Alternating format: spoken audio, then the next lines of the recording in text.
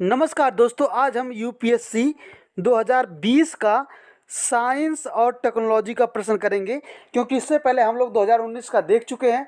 तो आइए आज का पहला प्रश्न देखते हैं। साइंस एंड टेक्नोलॉजी का पहला प्रश्न दिया है, मानव प्रजनन तकनीकी में अभिनव प्रगति के संदर्भ में प्रो न्यूक्लियर ट्रांसफर का प्रयोग किस लिए होता है। ठीक है, आइए पहले प्रो न्यूक्लियर ट्रांसफर के बारे में पढ़ते हैं। देखिए, इसे जानने के लिए आपको माइटोकॉन्ड्रियल जीन थेरेपी के बारे में समझना होगा। माइटोकॉन्ड्रियल डोनेशन एक चिकित्सा तकनीकी है जिसमें एक महिला के दोषपूर्ण माइटोकॉन्ड्रियल को एक डोनर के स्वस्थ माइटोकॉन्ड्रिया से बदल दिया जाता है। इन विट्रो फर्टिलाइजेशन तकनीकी के जरिए अंडे को फिल्टर करने के स्पर्म के साथ फर्टिलाइज किया जाता है। इस प्रकार भ्रूण ऐसे किसी भी दोष से मुक्त रहता है। इस तरह के उत्पन्न बच्चों को 3 पेरेंट्स बेबी कहा जाता है और इस तरह यह चिकित्सा तकनीक एक पीढ़ी से दूसरी पीढ़ी में माइटोकॉन्ड्रियल रोग के संचार को रोकती है। ठीक है, इससे उत्पन्न जो बच्चा होता है वो माता पिता से 99% से अधिक आनुवंशिक रूप से मेल खाता है। ठीक है, 0.001% ही वो अपने माता पिता से अलग होता है।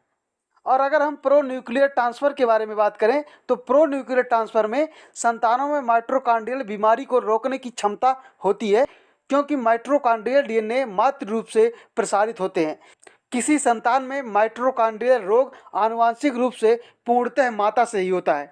ठीक है, अब आइए अपना ऑप्शन देखते हैं। पहला दिया है, इन विट्रो अंड के निषेचन के लिए दाता शुक्राणु का उपयोग। ये स्टेटमेंट गलत है। प्रो न्यूक्लियर ट्रांसफ़र इसके अंतर्गत नहीं आता, अभी हमने देखा। दूसरा दिया है, शुक्राणु उत्पन्न करने वाली कोशिकाओं का आनुवंशिक रूपांतरण। यह भी गलत है। तीसरा दिया है, स्टेम कोशिकाओं का कार्यात्मक भ्रूणों से विकास। यह भी गलत है। डी वाला ऑप्शन इसका मतलब सही हो जाएगा और सही भी है। दिया है, संतान में सूत्रकणिका वाले रोगों का निषेध। सही बात है। ठीक है, तो हमारा ऑप्शन सही हो जाएगा डी। चलते हैं नेक्स्ट क्वेश्चन की ओर। हम लोग का अगला प्रश्न दिया है, विकास की वर्तमान स्थिति में कृत्रिम बुद्धिमत्ता यानी कि आर्टिफिशियल इंटेलिजेंस की बात कर रहा है। निम्नलिखित में से किस कार्य को प्रभावी रूप से कर सकती है।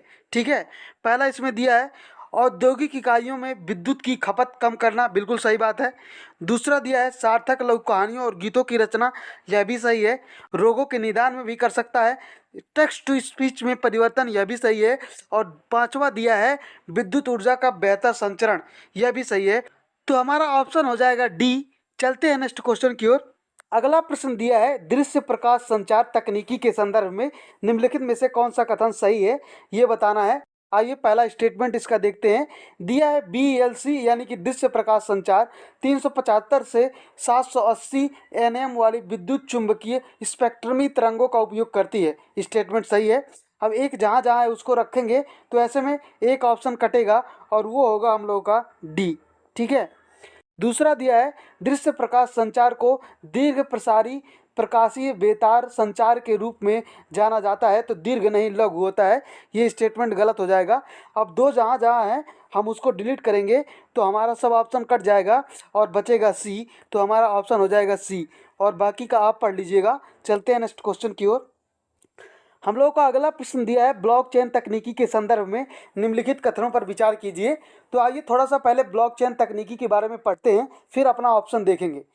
देखिए, ब्लॉकचेन तकनीकी डिजिटल रूप से प्रमाणित लेन देन का ऑनलाइन पंजीकरण है जो ब्लॉक के रूप में एनोड किया हुआ होता है। इसमें प्रत्येक एक कंप्यूटर नेटवर्क से जुड़े होते हैं। ब्लॉकचेन एक विकेंद्रीकृत, वितरित और अक्सर सार्वजनिक डिजिटल लेजर होता है जिसमें कई कंप्यूटरों के लेन देन रिकॉर्ड करने के लिए उपयोग किए जाने वाले रिकॉर्ड होते हैं। ब्लॉकचेन में एक बार लेन देन दर्ज किए जाने के बाद इसे मिटाया या संशोधित नहीं किया जा सकता। ठीक है, और अगर हम ब्लॉकचेन तकनीकी के संचालन की बात करें तो देखिए, यह तकनीकी लेन देन को एक साथ गुमनाम और सुरक्षित सहकर्मियों से सहकर्मियों, तुरंत और इंटरनेट कंप्यूटरों को सूचनाओं के आदान प्रदान की अनुमति देता है। ब्लॉकचेन कंप्यूटर को जानकारी रिकॉर्ड करने की अनुमति देता है, प्रतिरोध रहित होने की भी अनुमति देता है। ब्लॉकचेन डाटा ब्लॉकों की एक ऐसी श्रृंखला है जिसमें प्रत्येक ब्लॉक में लेन देन का एक समूह समष्टि होता है। ये ब्लॉक एक दूसरे से इलेक्ट्रॉनिक रूप से जुड़े होते हैं तथा इन्हें कूट लेखन के माध्यम से सुरक्षित रखा जाता है। यह तकनीकी सुरक्षित है तथा इसे हैक करना लगभग नामुमकिन है। ठीक है। इसलिए साइबर अपराध और हैकिंग को रोकने के लिए यह तकनीकी काफ़ी सुरक्षित मानी जाती है।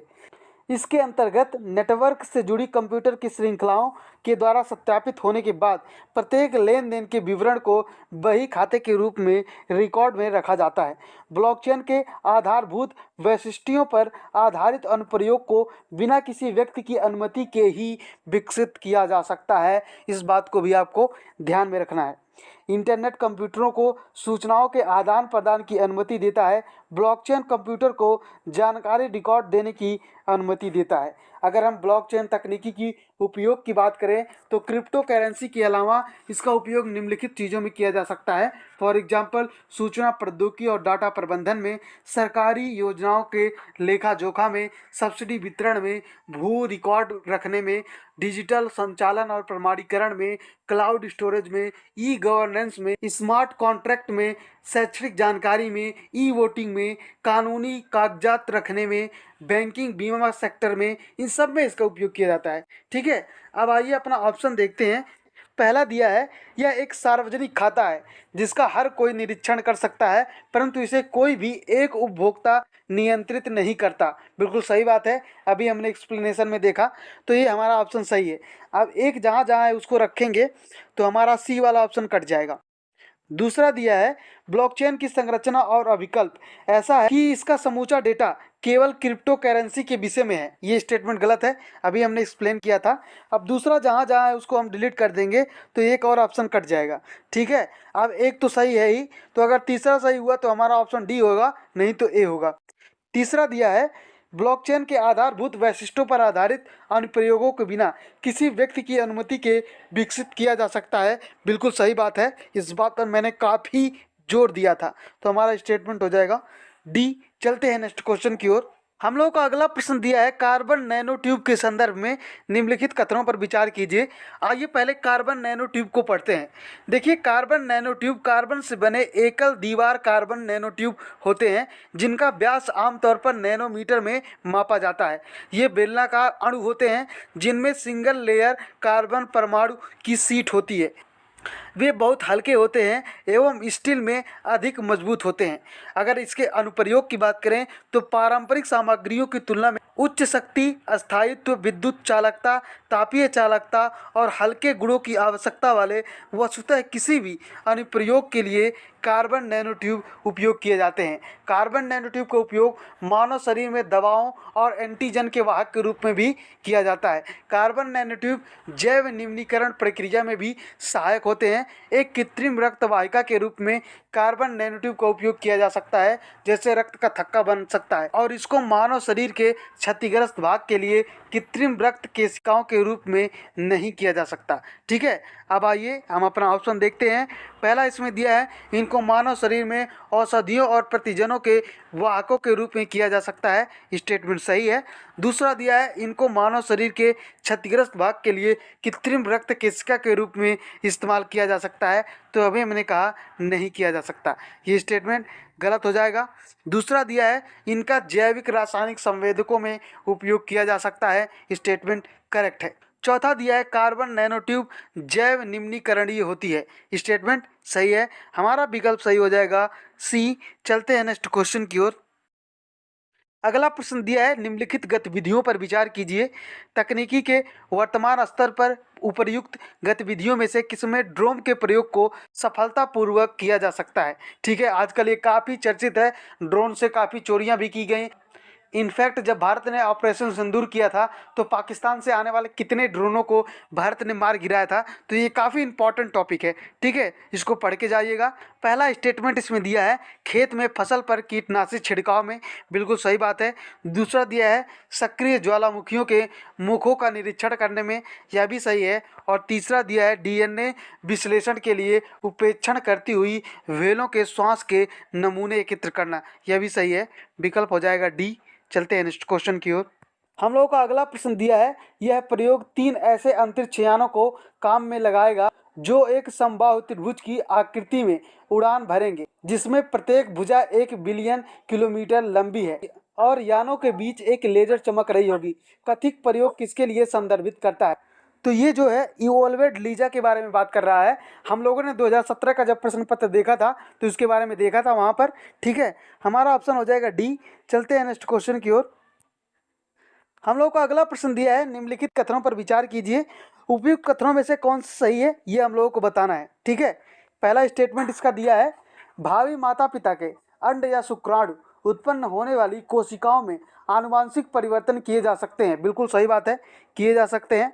दूसरा दिया है, व्यक्ति का जीनोम जन्म से पूर्व प्रारंभिक भ्रूणीय अवस्था में संपादित किया जा सकता है, यह भी सही है। और तीसरा दिया है, मानव प्रेरित बहुशक्त स्टेम कोशिकाओं को एक सुअर के भ्रूण के में अंतर्वेशित किया जा सकता है। बिल्कुल सही बात है, सुअर पर प्रयोग किया गया था।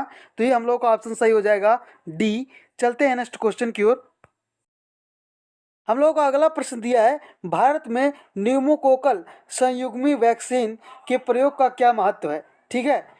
पहला स्टेटमेंट दिया है, ये वैक्सीन निमोनिया और साथ ही तानिका शोध और सेप्सिस के विरुद्ध प्रभावी है। ये स्टेटमेंट हम लोगों का सही है। दूसरा दिया है, उन प्रतिजैविकों पर निर्भरता कम की जा सकती है जो औषध प्रतिरोधी विषाणुओं के विरुद्ध प्रभावी नहीं है। स्टेटमेंट सही है। तीसरा देखते हैं, तीसरा दिया है, इन वैक्सीन में कोई गौण प्रभाव नहीं है और न ही ये वैक्सीन कोई एलर्जी या कोई रिएक्शन उत्पन्न करते हैं, ठीक है। तो ये ऑप्शन हम लोगों का गलत है। ऐसा हो ही नहीं सकता कि कोई वैक्सीन हो और वह किसी भी तरह का थोड़ा बहुत एलर्जी ना उत्पन्न करता हो। हम लोग जब कोविड वैक्सीन लगवा रहे थे उस समय भी काफ़ी लोग बीमार हो जा रहे थे, किसी को बुखार हो जा रहा था, हल्का सा जुकाम हो जा रहा था। तो ये स्टेटमेंट गलत हो जाएगा। काफ़ी लॉजिकल प्रश्न था, जिसके पास लॉजिक होगा वो इसे सही कर लेगा। तो हमारा ऑप्शन सही हो जाएगा बी, 1 और 2, ठीक है। हम लोगों को अगला प्रश्न दिया है, निम्नलिखित में से कौन से कारण या कारक बेंजीन प्रदूषण उत्पन्न करते हैं, उपयुक्त कथनों में से कौन सा सही है ये हम लोगों को बताना है, ठीक है। आइए थोड़ा सा बेंजीन प्रदूषण के बारे में देखते हैं। देखिए, ये जो बेंजीन होता है एक रंगहीन हल्का पीला रसायन है जो कमरे में तापमान पर तरल होता है। इसमें मीठी गंध होती है और यह अत्यधिक ज्वलनशील होता है। बेंजीन प्राकृतिक प्रक्रियाओं और मानवीय गतिविधियों दोनों से बनता है। बेंजीन जल्दी से हवा में वाष्पित हो जाता है और लंबी दूरी तक जा सकता है। अगर इसे मिट्टी में छोड़ दिया जाए तो यह जल्दी टूट जाएगा और भूजल को दूषित कर देगा, ठीक है। अगर इसके हम स्रोत की बात करें तो गोंद, सिगरेट, सफाई के जो उत्पाद बनते हैं उनमें, पेंट में, कुछ काला आपूर्ति जैसे स्याही, पेंट, तेल और गैस निष्कर्षण, रबर, तेल, रसायन, जूते, पेट्रोल, इन सब में, ठीक है। यह वातावरण में स्वाभाविक रूप से भी मिलता है। फूटे हुए जो ज्वालामुखी हैं वहाँ से भी मिलता है। जंगल की आग के जो धुएं हैं वहाँ से भी मिलता है। कुछ पौधों और जानवरों में भी ये पाया जाता है। बेंजीन पेट्रोल और तरल पेय पदार्थों में भी पाया जाता है। इसे बसों, कारों, मोटर बाइकों, ट्रेनों और हवाई जहाज़ों द्वारा भी वातावरण में छोड़ा जाता है, ठीक है। अब आइए अपना ऑप्शन देखते हैं। पहला दिया है, स्वचालित वाहन द्वारा निष्कासित पदार्थ, सही है। दूसरा दिया है, तंबाकू का धुआं, यह भी सही है। तीसरा दिया है, लकड़ी का जलना, यह भी सही है। अभी हमने देखा जंगल में क्या जलेगा, लकड़ी ही तो जलेगा। चौथा दिया है, रोगन किए गए लकड़ियों के फर्नीचर का उपयोग, ये स्टेटमेंट गलत है। पांचवा दिया है, पॉलीयूथेरियन से निर्मित उत्पादों का उपयोग, यह भी गलत है। तो ऐसे में हमारा ऑप्शन सही हो जाएगा ए। चलते हैं नेक्स्ट क्वेश्चन की ओर। हम लोग का अगला प्रश्न दिया है, सौर जल पंपों के संदर्भ में निम्नलिखित में से कौन सा कथन सही है। बिल्कुल सामान्य सा क्वेश्चन है, हम लोग दैनिक जीवन में इसका उपयोग भी करते हैं, तो हम इसे एक्सप्लेन नहीं करेंगे, केवल इसका विकल्प देखेंगे।